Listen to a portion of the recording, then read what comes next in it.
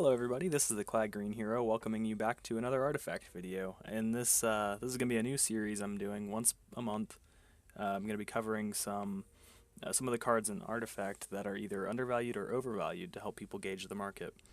A couple of quick disclaimers here. First of all, if I say to buy a card, you shouldn't just buy it automatically. Same goes for selling cards. This isn't like a speculative get rich quick flipping stuff kind of video. This is more for your own collections. There's going to be some rare cards that I think will be expensive later on that you should buy while they're cheap. And then there's other cards that are expensive right now that are going to lose their value soon. And if you have copies, you should probably get rid of them. So I'm just going to go ahead and go through these. I'm going to start with the undervalued cards first, and I'm going to go with the least undervalued to the most. Alright, so number 5 most undervalued card right now, in my opinion, is Sorlakan. Sorlakan is a black hero, 8 attack, 6 health, and then her passive, she does 4 extra damage to the tower. And then her signature card, 3 mana, Assault Ladders, allies deal 2 extra damage when attacking a tower. Alright, so she's really good in push strategies, obviously. That's about the only strategy she's key in. She's not... She can assassinate some of the weaker heroes, but that's not her main. That's not what her kit is for. She's currently on the market for 16 cents. I think that's pretty low. She is just an uncommon. She's not a rare. Most of these cards worth speculating on are going to be the rare heroes. Well, rare cards in general, but especially heroes, because you only need 1 copy of a hero instead of potentially 3 of a spell. But uncommons are going to be more frequent. But I think she'll still be in demand later on as black gets more popular. It's not unheard of to see an uncommon hero reach prices like that. Legion Commander is at 46 cents. Granted, she's being played in almost every deck right now, every red deck anyway. But it's still possible. I could see Sorlakan ending up somewhere around the 30-cent mark. At number 4, we've got Gank. It's another black card. Choose an allied black hero, choose another unit in any lane they battle each other. So this is just a very staple piece of removal. It's very versatile. You can have a hero in a side lane and attack one of the earlier lanes if you need to, or more commonly, if you have a hero in the first lane and you need to affect the middle lane, you can do that. Pretty much, black heroes almost always have a high attack stat. They might die in the process while ganking, but sometimes that's worth it, and their high attack stat will give you a lot of reach, being able to remove whoever. This works on heroes and creeps. It'll usually be heroes you want to target with this, but if there's a really strong creep you really need out of there, like a here he is, Satyr Duelist. If you can use it on one of those, get rid of him. If he's snowballing, same for Lycans, Wolves, anything like that, any sort of big threat, you can usually take him out with a gank. This reminds me, there's a few cards like this in other trading card games like Magic the Gathering that got popular, and just because they're uncommons, you still need 3 copies of them, especially if you're playing black, or like a mono black, especially if that ever gets popular. This will be the key piece of removal. This will be a staple, and I can see this easily going to $1, maybe even $1.50. Alright, and then for numbers 3 and 2 respectively, most undervalued, we have Smash Their Defenses and Demagicking Maul. Now these two, I decided to put these in the same section because they cover all the same bases just about. Improvements. Improvements are crazy. They're nuts, especially if you're playing green. There's so many strong things like Cheating Death, Mist of Avernus. There's even some stuff in other colors like the Assault Ladders we saw earlier on Sorlakan. Red if somebody's ever running Mazzy. The armor on the towers, that'll be annoying. Every color has at least 1 or 2 improvements that will be super annoying. You're going to want to get rid of. Blue has Aghanim Sanctum. That's a really strong one, and you're going to want to get rid of these. Smash Their Defenses is a great way to do that. It's just 3 mana, and it replaces itself. You get to draw a card. So the only risk you have in running Smash Defenses is if they're not running improvements at all, which is already not that likely right now, but it'll become even less likely as the meta shifts more and gets more defined. People will realize that they want to run improvements. And the same case can be made for Demagicking Maul. It's a little bit less versatile in the sense that it's situational. You have to have a hero unblocked in order to use its active, but you also don't have to be playing red. So I can see just about any deck running one of these two. Both is a little much, but red decks are going to probably want Smash their defenses, and then everything else will want Demagicking them all.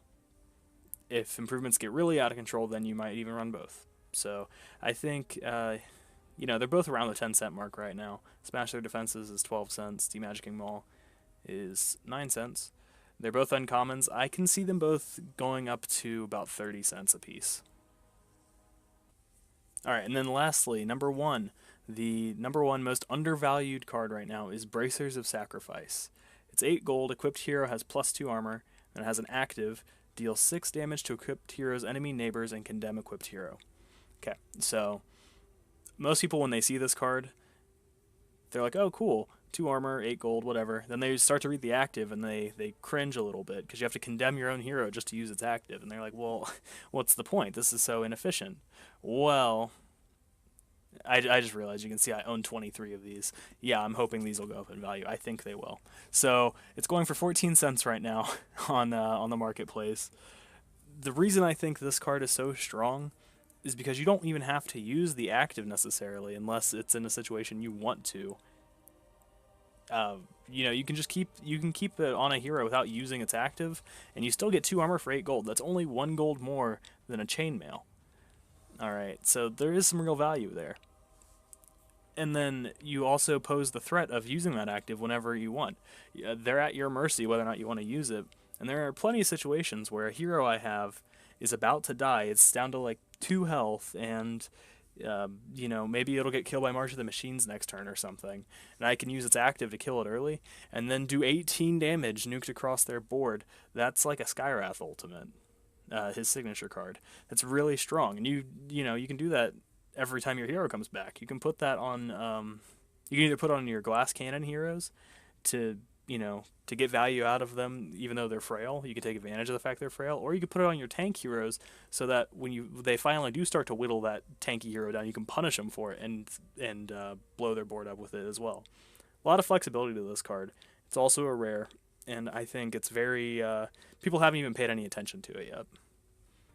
Almost forgot to put a price on these. I think over the course of the next month or so, there's the potential for it to go up to $1, honestly, and maybe even beyond that. It all depends on whether or not the higher end, more competitive players start to pick up on this. I think at the very least it'll go up to 50 cents, but maybe $1, $2 even. It's hard to say. It's a rare, so it has definite potential to go up to that point. And that'll do it for the undervalued cards. Now we're going to go to the higher end overvalued cards. Starting off number 5, we have Kana. Kana's a blue hero. She's a 212, pretty beefy stat line for a blue hero. Her passive, Bringer of Conquest, continuous effect. The random creeps that spawn in all the lanes, they always go to Kana's lane. And then her signature spell, Prey on the Weak, summon a Hound of War for every damage unit. And Hounds of War are going to be 2/1 units. So it's meant to just full-on Zerg rush their board, be super wide, and overwhelm them. This could be really good paired with Assault Ladders, potentially. So the reason I believe she's overvalued, she's at 903 right now. The reason she's overvalued is because there's not really a deck that I think she belongs in right now.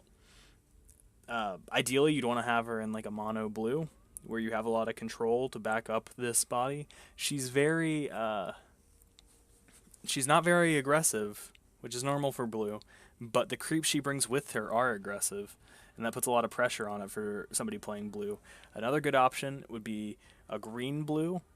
You can run something like Drow to help buff those creeps and the Hounds of War. That's a good strategy. The only thing is I see a lot of people who do run something like that, they'd rather run Prelix, where they can throw barracks on their lanes and do a more gradual build-up. Because Bringer of Conquest is a double-edged sword in the sense that you bring your 2 creeps to one lane, but you're leaving your other lanes bare. Sometimes you'd be surprised over the course of a game how much those random creeps help soak damage on those other lanes. So I do think Kana is good. I don't think she's going to decline that much. That's why she's only at number 5. She's getting a slap on the wrist here. I think she's going to go from 9. She's finally going to settle down to like the $7.50, $8 area, would be my guess. Next up on the list at number 4 is Drow Ranger. She's going for 1290. She's a 4/7 body, and her passive precision aura is all other allies in all lanes have +1 attack, and then her signature 4 mana gust, silence enemy heroes this round. Okay, I'm not going to lie, I'm not gonna put this lightly. Drow Ranger is really freaking good. So I don't think she's overvalued too terribly much. I'm just gonna make a case for why she's not worth the 1290 that people are saying she's at. She's probably gonna be about $10, I think. And the reason for that is because she's very, very frail for a green hero. Green heroes tend to have a bit of durability, so she's uncharacteristic for that. If you run a Drow, you usually are going to need cards to protect her, and then you're committing a lot of resources to one card. Drow will still be good, but I think she'll be good in decks that build a whole strategy around Drow. You can't just put Drow in a green deck and immediately see your win rates go up, unless you're running like red-green. But even then, I would consider that a strategy around Drow.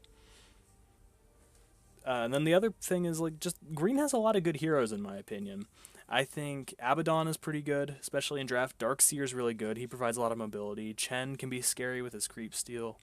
Enchantress, Lycan, Magnus, Omni, they're all pretty much good. Treant has its place. The only bad ones, in my opinion, are Viper and then Rix. And Rix is only bad because Rapid Deployment hasn't seen a good value yet. Rix will be good as well. And green has all these good heroes. You can run stuff other than Drow and still see success. So because of that, I think Drow will settle around that $10 mark. And the number 3 most overvalued card right now is Blink Dagger. When I made this list, Blink Dagger was actually still at $250. It's gone all the way down from when the game first launched. People were selling for $4, then $3, then $2. It went between $2 and $3 for a while. I actually flipped a good amount of Blink Daggers, buying them around like $225 and selling them at $285-ish, around there. Not huge gains, but you know, you stretch your Steam wallet as wide as you can. But yeah, Blink Dagger's at $2 right now, and I still think it's going to keep going down to $150, which is really a compliment for an uncommon card, an uncommon item for that matter. But yeah, I don't have a real reason for that other than the fact that most people who need them already have them, and people are just going to keep opening more. It's an uncommon. There will be plenty of them in the supply. It's a 7 gold item. Equipped hero has +2 attack. Active every other turn. Move equipped hero to another lane. Another reason why this card might not see as much play, despite how good it is, as people get better at the game, they'll be better at deciding which lanes to put their heroes in the first place. They'll be better at making those decisions. The Blink Dagger, in addition to being good for versatility and outthinking your opponent, more than anything, I think in these beginning stages, people are using it as an oopsie button for when they put a hero in a lane they didn't mean to. They didn't think about it properly. They regret putting a hero in a lane, so let's throw Blink Dagger on them, get them out of that lane. It's a get out of jail free card. And as people learn to deploy their heroes more properly in the future, Blink Dagger will become less and less relevant. So I think it'll settle around $1.50 over the course of the game. Up next, second most overvalued card is Horn of the Alpha. This shares a similar story with Blink Dagger, where when I made this list, it was much more expensive. It was actually all the way up at $550 when I made this list a couple days ago, and now it's down to $428. This is about where I expected it to be, actually, so I'm not gonna be too hard on this card right now. But I'll still make the points I was going to make originally. So it's a 25 gold item. That's the only flaw, for the record. It's a 25 gold item, but I'll go ahead and read the rest of it. Equipped hero has +4 health, active every other turn, summon a Thunderhide pack. Thunderhide pack, in case you didn't know, is the 14/14 unit with Siege 6. So even when it's hitting a creep, it'll still do 6 damage to the tower. Really, really good card. Costs a lot of gold, which means it's only really going to be good in a gold gain deck, which those are getting less and less popular from what I've noticed. And if you're not running a gold gain deck, for the whole rest of the world, you're going to be needing to run these cheaper items. I would say 12 and under. Ring of Tarrasque is about as expensive as you can get for a typical strategy, in my opinion. You don't want to have something like a Horn of the Alpha in your item deck, and then turn 2 or 3 comes around, you have a whole bunch of gold. You have like 20 gold, but because Horn of the Alpha is the one that shows up, you can't buy any of them from your item deck. You might be able to buy a healing salve or something from the secret shop if you're lucky. It just causes traffic jams in your item deck, and I don't think that's good for consistency's sake. Yeah, so that's the biggest reason that I think Horn of the Alpha won't be popular, but also there's a few other really high-end cards that I think can fill its place, like Apotheosis Blade. It's not as immediate of a win condition, but it'll get you there. If you can get a 25 gold, that's a game winner as well. And then Wingfall Hammer is a sleeper. That's a really good card for like a green deck, something that has some damage on its units, on its heroes, and then some regen to back it up. These will make your heroes really just about unkillable. And Helm of the Dominator is a good one too. There's a whole bunch of really good options for closers for that gold gain deck, and so far people are flocking to Horn of the Alpha, and I don't think it's the only option. So I think it'll finally settle around $3.75, $4 range, about where it's at now, honestly. But that's a pretty big fall from the $5.50 I saw a few days ago. And finally, the one everybody was expecting, the number one most overvalued card right now is Axe. Okay, he was $30 at launch, declined to $25. It's been down around 20 or so now. I bought him at 19 a couple days ago. All right, I still think he's going to go lower. Reason being, okay, he's a huge stat line. He's a beefy boy. He's got 7 to 11. Okay, those are really good stats. He can trade with creeps all day long. And then his signature, Berserker's Call, I think is the real reason people pick him up. Choose an allied red hero. It battles its enemy neighbors. Okay. He's a really good card. But hear me out. There's a whole bunch of other really good cards in red. Centaur's a good option. Legion's good. Bristleback is okay. Bristleback's actually overhyped, but I still use him because he's objectively, like, he's pretty solid. But we're not talking about Bristleback. We're talking about Axe. Keith, the default. Keith the Bold. Oh, he's not on the market, duh. So he's not going to be on this list. Keith the Bold, the default red hero, he's a 6/1/11. He's almost as strong as Axe, and his signature will buff him up to the point where Axe is. So he's not as good as Axe, but he's free. Like, there's a free alternative to Axe. There's a budget version for Axe that everybody has access to. Sven is a good red hero. Tidehunter, I think, is a lot better than people realize. Ravage is really strong.